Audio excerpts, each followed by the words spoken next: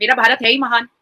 मेरे भारत में जो हमारे देश के मुखिया हैं, उन्होंने इस देश को इतना आगे कर दिया है, 9 साल में ज़मीन से आसमान पर बिठा दिया है और आज पूरी दुनिया बाध्य हो गई है, मजबूर हो गई है कि मुझे तो भारत के सक्सेस के बारे में बात करनी ही पड़ेगी भाई। बहुत खुशी की बात है, चंदा मामा हमारे हुए, अब सूरज चाचा भी हमारे हो रहे हैं। चंदा मामा पे तो हमने तिरंगा झंडा लहराया, अब सूरज चाचा पे भी हम तिरंगा झंडा लहराएँगे। मैं हमेशा हमारे भारत के प्रधानमंत्री को राम भगवान का रूप बोलती हूँ। हमारे डिफेंस के इस पूरी दुनिया में चौथे पोजीशन पर हम डिफेंस में हैं, पर फिर भी हम पाकिस्तान पर कोई हमला नहीं कर रहे। हम नहीं कर रहे। हमारे पास अजमल कसब आप भेजते हैं, हमारे पास आप स्लीपर सेल्स भेजते हैं, हमारे पास आप हनी ट्रैप भेजते हैं, हमारे पास आपके यहाँ से सीमा गुलाम हैदर जाकरानी डकैत कबीले की लड़की आती है, वो हिंदुस्तान के महिलाओं पर केस करती है। हमारे यहाँ आप लश्कर तैयबा भेजते हैं, हमारे यहाँ यासीन मलिक भेजा जाता है, हमारे यहाँ उसामा बिन लादेन के बारे में बात की जाती थी, हमारे यहाँ ऐसी चीजें हो चुकी हैं। लेकिन फिर भी आज हिंदुस्तान इतनी क्रेडिबिलिटी रखता है, इतना कैपेबल है, लेकिन फिर भी हम हिंदुस्तान पर कोई भी हमला नहीं कर रहे हैं, क्योंकि हमें पता है कि ये काम पाकिस्तान कहीं ना कहीं, जितनी भी पाकिस्तान के जो सरकार है, वहाँ के जो लोग हैं, आप भी रोड पर जब निकलती होंगी अपने शो के लिए, तो आपको बड़ी करवाहट नजर आती होगी हिंदुस्तानियों के लिए, पर हमें इससे कोई प्रॉब्लम नहीं है। हमें इससे कोई प्रॉब्लम नहीं है। इसलिए प्रॉब्लम नहीं है क्योंकि हमारा जो सनातन धर्म है ना, वो हमें अपने लक्ष्य को अचीव करने के लिए ही सिखाता है, अपने कर्तव्यों को पूरा करने के लिए ही सिखाता है। अपने संस्कार और संस्कृति के भीतर रह करके हम अपने हिंदुस्तान को इतना ज्यादा सक्सेसफुल कर रहे हैं कि पिछले 9 साल में ये पूरी दुनिया हमारे सक्सेस के लिए बात करते, उनकी जुबान नहीं रुक रही है, उनका मन थक नहीं रहा है, पर हर रोज एक नई अचीवमेंट, एक नया काम, एक नई खूबसूरती, एक नया सक्सेस कहीं ना कहीं से किसी ना किसी न्यूज चैनल से सुनाई दे ही देता है और फिर पूरा देश, पूरी दुनिया उस बारे में बात करने के लिए लग जाती है।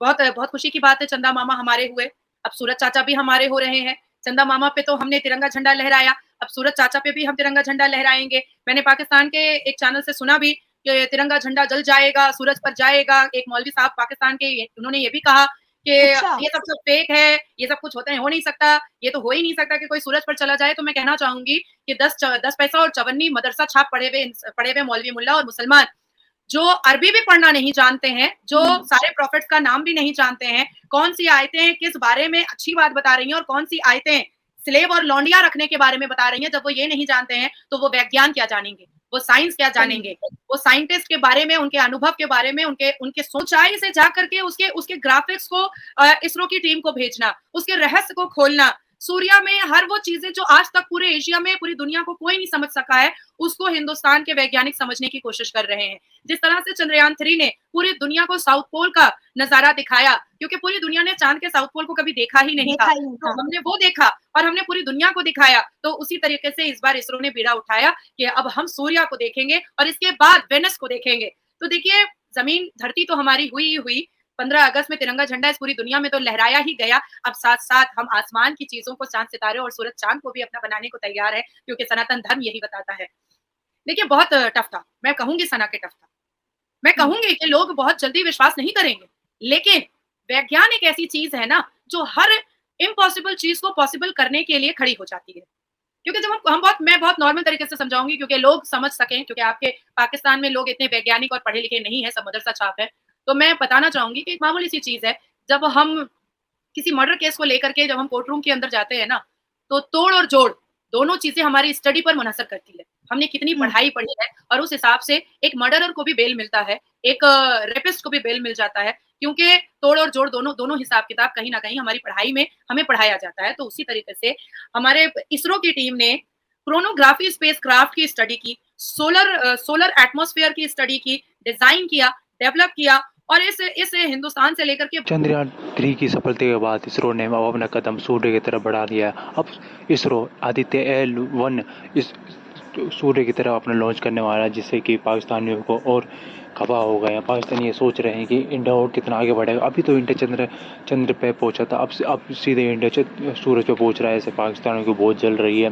पाकिस्तानी के जो बड़े बड़े मीडिया हाउस है वो भी इंडिया को बहुत तरक्की से चल रहे हैं, और ये इंडिया की कामयाबी है कि इस इंडिया ने इतने कम समय में इतनी सफलता हासिल कर ली। आज इंडिया पूरे विश्व में आज जाना माना जा रहा है। इंडिया के वैज्ञानिकों को तो बहुत सम्मान दिया जा रहा है, और वैज्ञानिकों ने वो भी काम भी किया। इसरो ने बहुत कम समय में, कहाँ पहले 4 साल पहले ही इसरो ने की नाकामयाबी हुई थी, जो चंद्रयान 2 जो अनसक्सेसफुल हो गए थे। अब सीधे ही 4 साल बाद इंडिया ने चंद्रयान 2 के बाद सफलता पा ली है, जिससे कि पाकिस्तान मीडिया में खलबली मच गई। और अभी इंडिया ने 2 तारीख को ही अपना आदित्य L1 सूरज की ओर लॉन्च किया है, जो अभी 1 महीने में ही वो भी कामयाब हो जाएगा। इसरो पूरी संभावना है कि वो भी कामयाब हो जाए। ऐसे कि पाकिस्तानियों की मेंटर रहेगी, इंडिया और कितने एक्सपेरिमेंट करेगा और इंडिया और कितना आगे बढ़ेगा, इसरो और कितना आगे जाएगा।